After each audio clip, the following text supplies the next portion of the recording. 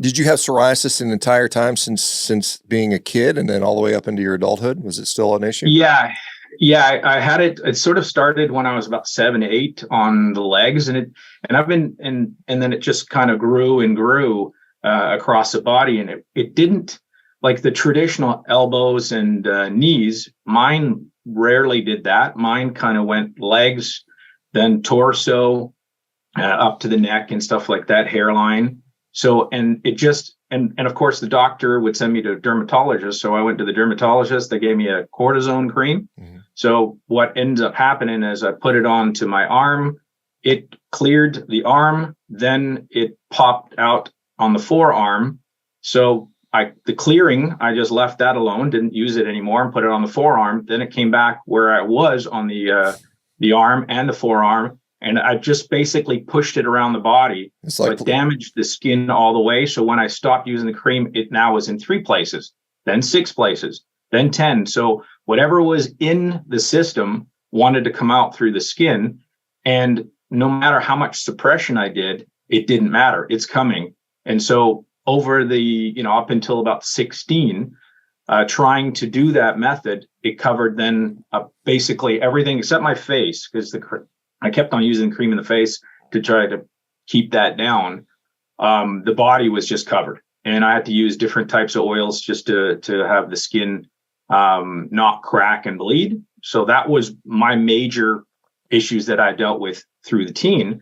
And IBS then started to come in, where it just, if I ate something, I don't know what doctors or people would tell you, oh, it takes you 7 hours to 10 hours or whatever. Man, it was like 20 minutes, a half an hour, and things would go through my system. And it was just incredibly difficult. But that kind of came in around the 20 plus. Up until 20, I was pretty good, except for the bloating.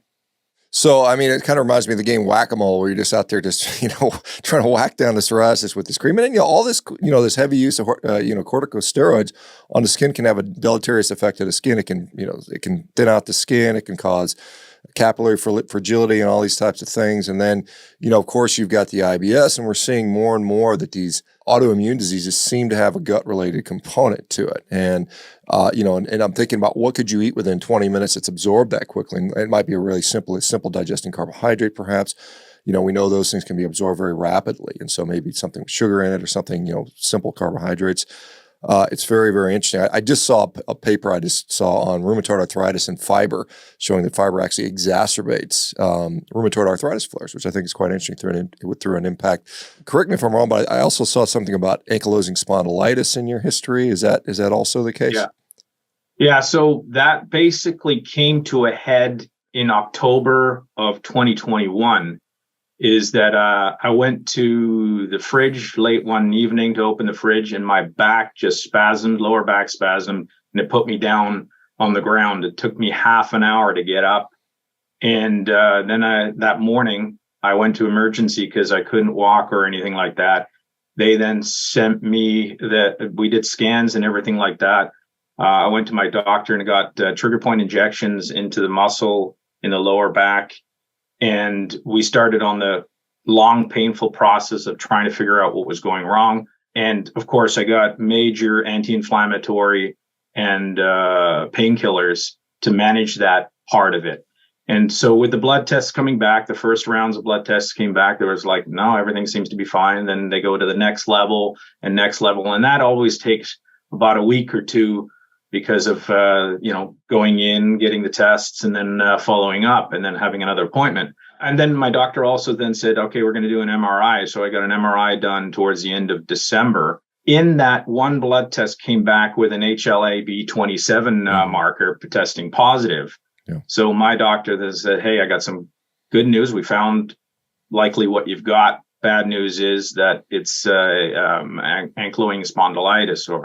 So I was like, of course, like every good armchair quarterback, I go to the computer, look that up, and went and see all the side effects and what my prognosis for the future is. And it was pretty damn grim. So that on top of that, then I was sent to a rheumatologist as well. And because at the December-January point, I couldn't walk anymore because I had started getting joint pains in the toes and ankles. And then it transferred it also from basically my knuckles to the elbow. My skin was on fire. It was like I had stuck them into either burning hot water or whatever, and it was constantly on 24/7. And so they were like, okay, we don't know what's going on here again. So the rheumatologist sent me to more blood tests and special testings and stuff like that. And I think my doctor sort of put his hands up and says, I think you got fibromyalgia. We got, we don't know. Here's what we suggest we do is we're going to put you on an immune suppressant. Mm-hmm. Coupled that with psoriasis, that means it's going to progress into joints. And so this is where we're going to go: anti-inflammatory and immune suppressants and stuff like that. So January, February, I was at my daily life was pain at 10 out of 10. But it's amazing how the mind can make you get through the day and you become sort of accustomed to this is what it is.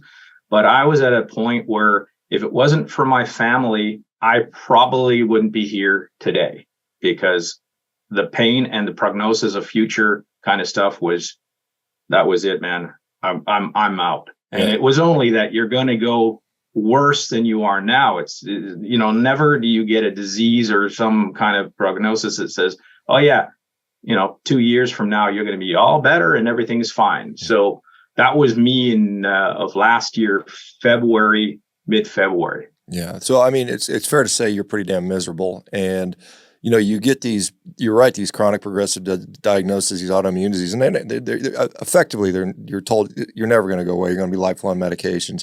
These immune suppressive drugs, I don't know about in Canada, but they're incredibly expensive here in the U.S. And of course, you have all, what do you think what happens when you suppress your immune system? Well, you're more susceptible to infectious disease. You're more susceptible to cancers and things like that. There's all kinds of side effects that come into play there, and maybe it mitigates some of the symptoms you're dealing with, but it's not curative by any means. And